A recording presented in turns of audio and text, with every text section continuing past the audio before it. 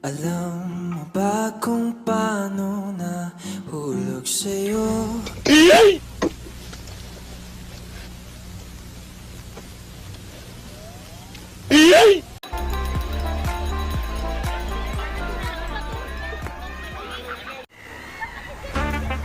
Ready na! Go! Go! Go!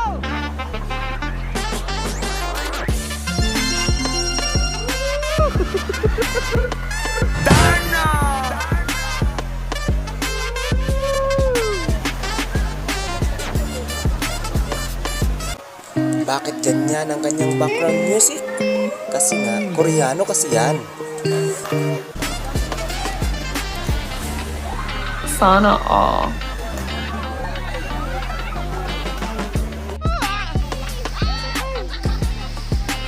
Bakit siya lang may background music? Huwag niyo nang itanong, alam niyo na yan.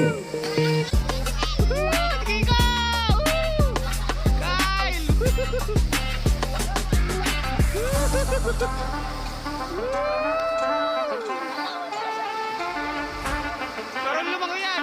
Galing! Go! Go! Go! Go! Galing! Rocky ko! Boom! Boom! Grabe! Tingnan niyo naman ang mamita namin. Senior na, natalon pa Wow. Hindi rin papalupig si Papito Boom! Ako na rin sa effect sound. Wala akong mapili tinatamad na akong maghanap. O siya, panoorin nyo pa. Wow. At ang susunod na mga video guys ay solo jumping na nila. Tingnan nyo.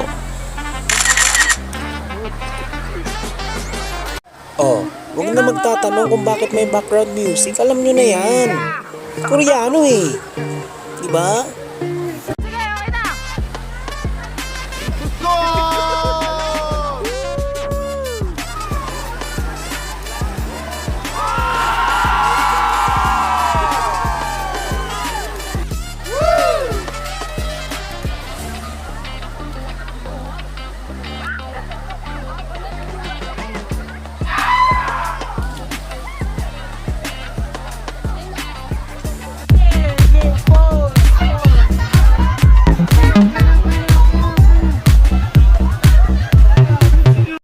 So kung mapapansin ninyo mga kahingan, ibang view naman ito.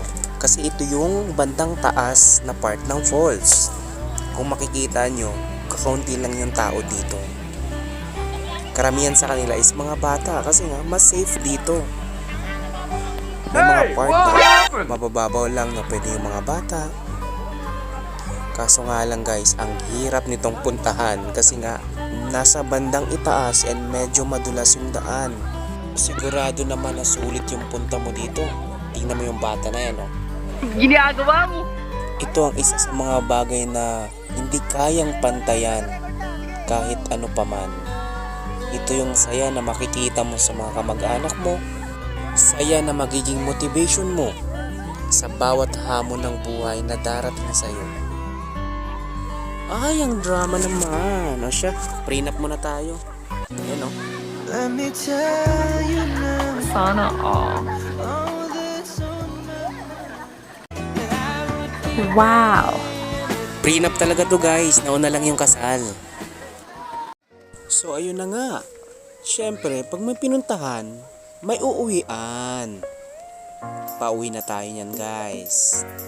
So makikita nyo naman guys, medyo matarik-tarik yung aakyatin namin na yan. Hindi ako nag-video kanina nung pababa kasi gusto kong i-surprise sa inyo yung view from the top. At talagang makikita ninyo kung gaano kaganda yung Bulinaw Falls na yan guys. At syempre ipapakita ko sa inyo yan next video or upload. Kaya guys, wag niyong kalimutang i-subscribe at i-like ang aking channel. So abangan yung video na yun guys. Thank you. Okay. At At share ko lang sa inyo guys, no, year back 2016, ito yung huling dalaw ko dito sa lugar na to. Di totoo yan.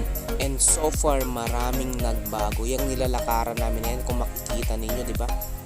Sementado na. Bola lang yan. Noon guys, hindi sementado yan. Talagang putik yung aapakan ninyo. Okay, And yan, the same lang din yan hanggang ngayon. Yan yung okay, hahawakan ninyo. okay. Kawayan. And na-develop din nila yung place sa baba. Yun yung nagkaroon ng maraming cottages. Okay, Kung saan kami nag-rent ng cottage kanina. okay, Actually guys, noon okay, wala yung mga tent na yun or wala yung mga cottages na yun. Di totoo yan. Yung mga cottages na available yan okay, is yung nandoon sa may itaas. Bola lang yan. Doon sa may upper part ng falls. Doon lang yung may cottage noon. Pero ngayon guys, Di grabe. totoo yan. Sobrang dami na ng cottages. Bola lang yan. Ibig sabihin talagang dinarayo na tong Bulinaw Falls na to. At kung magtatanong kayo kung how much yung mga cottages nila, isa lang kasi yung naririnig ko, 300 pesos per cottage. And yung bayad ninyo papasok dito ng falls is parang ang alam ko environmental fee lang na nagkakahalaga ng 30 pesos. Hindi pa ako sure niyan guys. So ganun yun.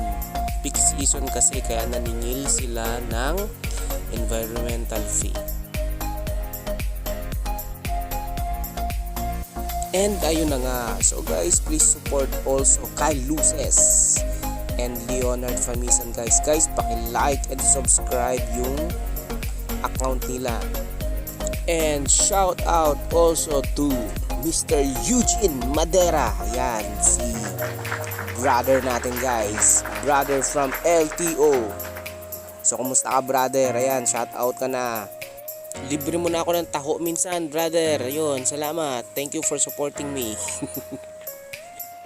So guys, yan ang aking tatay. Nagpapahinga. Medyo napagod yata.